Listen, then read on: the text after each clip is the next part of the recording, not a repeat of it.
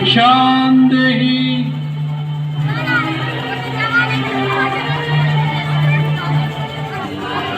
भिक्षां देहि भिक्षां देहि भिक्षां देहि। प्रणाम महात्मा।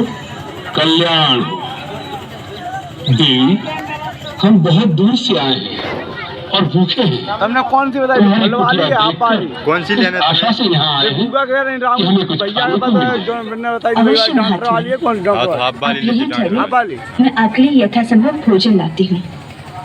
देवी, हम यात्रा से क्लांत हैं, हमें विश्राम की भी आवश्यकता है। क्षमा करें, इस समय मेरे पति कुटिया में नहीं है, इसलिए मैं आपका स्वागत नहीं कर सकती। परंतु कृपा करके आप वहीं ठहरिए, मैं आपके लिए भोजन लाती हूँ।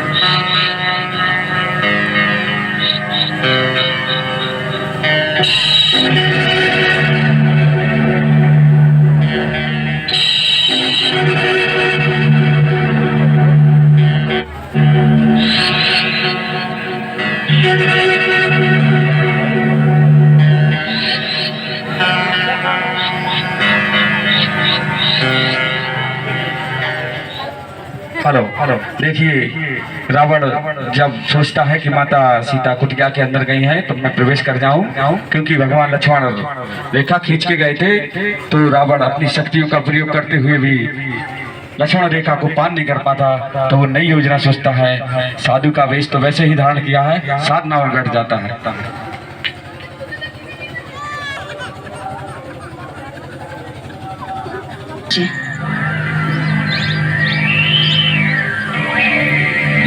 ले आओ देवी।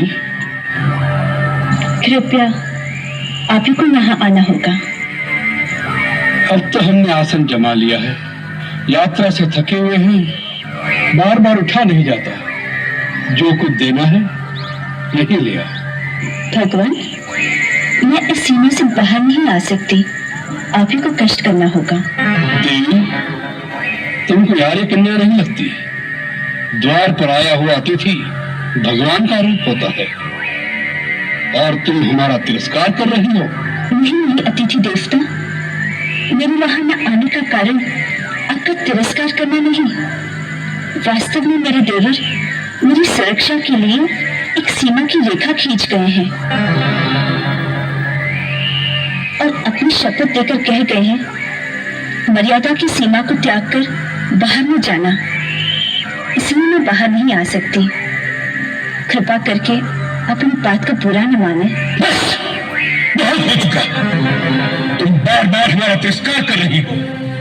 पहले हमें कुटिया के अंदर आने से रोक दिया और अब दूर से खाना दे रही हो, जैसे हम कोई पशु पक्षी हो। ऐसा व्यवहार नीच जाति के लोगों से किया जाता है। कोई संत महात्मा द्वार पर आ जाए तो बड़े आदर से स्वयं उसके पास जाकर उसके चरण छूकर भिक्षा दी जाती है। ठीक है, हम तुम्हारे द्वार से भूखे ही चले जाएंगे, लेकिन इस अपमान के बदले हम तुम्हें श्राप देंगे। नहीं नहीं मुनिराज, मुझ पर दया कीजिए, मुझे अपनी पुत्री के समान समझकर मेरी समस्या और विवशता को समझने की चेष्टा कीजिए। हम सब समझते हैं, सब कुछ जानते हैं, हम त्रिकालदर्शी हैं। मूर्ख स्त्री, हम सब देख रहे हैं। तुम्हारा पति इस समय एक स्वर्ण मृग का शिकार करने वन में भागा भागा फिर रहा है। वह स्वर्ण मृग अपने सिंह से तुम्हारे पति को एक बार आहत कर चुका है, फिर भी तुम्हारा पति उसके पीछे भाग रहा है। हम श्राप देते हैं तो वही स्वर्ण मृग अपने तीखे सिंगों द्वारा तुम्हारे पति को। नहीं, अब मुझे श्राप मत दीजिए, मैं वहीं आती हूँ। आप मेरे पति को श्राप मत दीजिए, मुझे श्राप मत दीजिए, मुझ में दया कीजिए, मुझसे भूल हो गई है, मैंने उनकी शक्ति को नहीं पहचाना था, मुझे क्षमा कर दीजिए। जाओ कन्या, हमने तुम्हें क्षमा कर दिया। हम तुम जैसी सुंदर नारी के अश्रु नहीं देख सकते।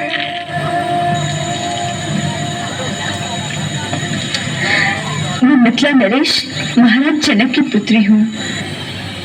मिथिला की राजकुमारी, और इस अवस्था में ये कैसा दुर्दैव है, जिस कांचन काया को देख देवता ही लालायित हो जाए, उसे तुम इस घास फूस की कुटिया में नष्ट कर रही हो। और ऐसे नारी रत्न को तो किसी त्रिलोकी के राजा की पत्नी होना चाहिए था। मेरे लिए तो मेरे पति ही त्रिलोकी के राजा है।